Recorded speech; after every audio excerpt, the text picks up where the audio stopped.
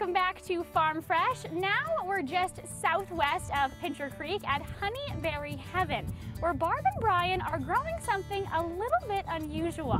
If you have a sweet tooth, this is the place for you. Barbara Shenton and Brian O'Sullivan are introducing something brand new to Southern Alberta's fruit lovers.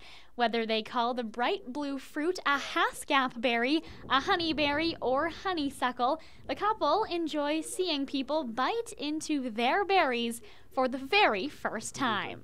I love it. We're starting something unique that not everybody has and hoping to introduce something healthy.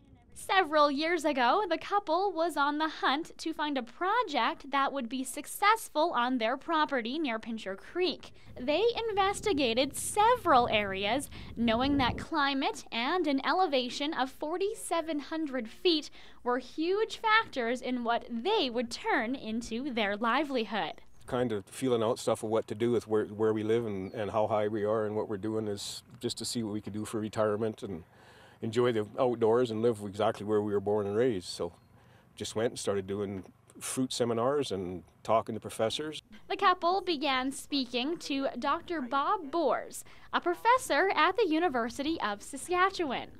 Boers knew the Haskap market would be coming into Canada because Japan, where it was primarily grown, had lost a lot of agricultural lands to commercialization.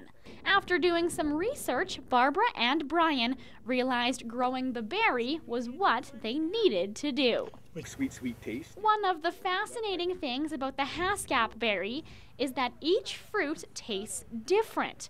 We wandered through the orchard, tasting berries from plants in each row. They all had varying levels of sweetness, and some were quite tart. The couple says that all of the plants need to be cross-pollinated. Two of the same plants are incapable of producing fruit. The couple has 7 registered varieties of the honeyberry, but has lost count over just how many currently grow in the orchard. A lot of them are research ones that we got from Bob Boers originally when we first started out at 250. So it's just the sweetness content and how they've been propagated and how they've been cross-pollinated.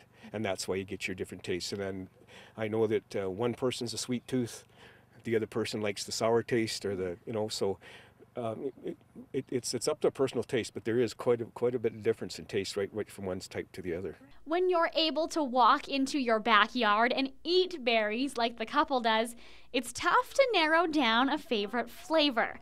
We asked Brian which of the varieties tastes best. Oh, about 2,000 of them. It doesn't matter.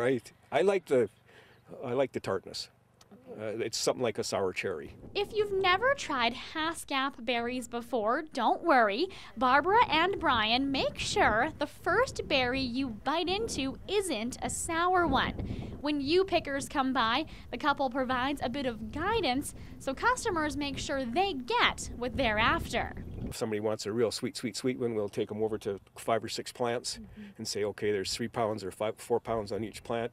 There you go. Start picking your type, and then they actually taste first, and then they start picking. So it's more than a you pick; it's a you eat too.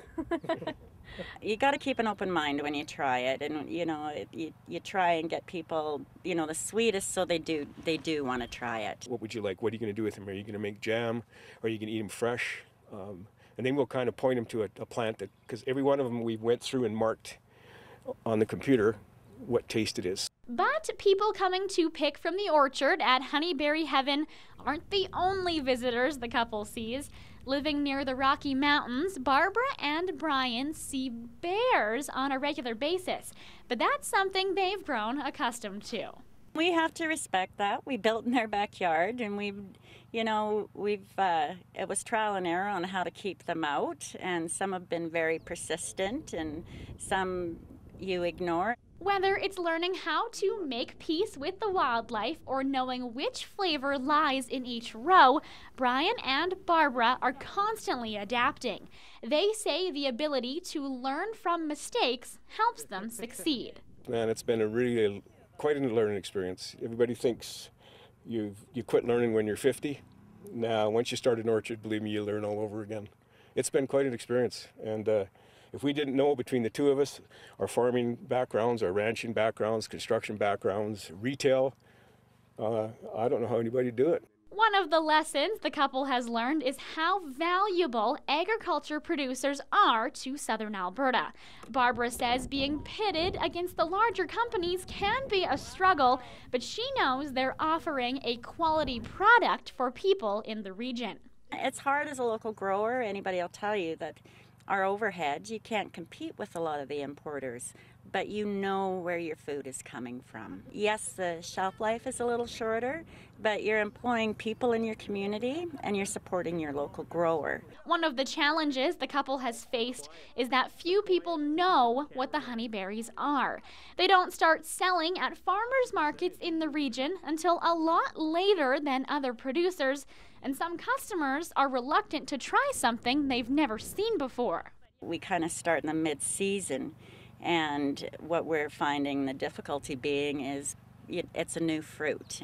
The couple says those southern Albertans who want to step outside of their comfort zone and try the new fruit could learn a little bit from fruit eaters in Japan, where the Haskap berry has been popular for a while. Putting the fruit in pies, candy, and juice are all popular options there, and they all sound delicious to me. That's all from here at Honeyberry Heaven, southwest of Pincher Creek, and that concludes today's episode of Farm Fresh. Thank you so much for watching, and as always, a big thank you goes out to everyone involved in today's episode. Be sure to tune in next time for even more stories from Southern Alberta's agriculture producers and supporters. I'm Liz Pittman. See you next time.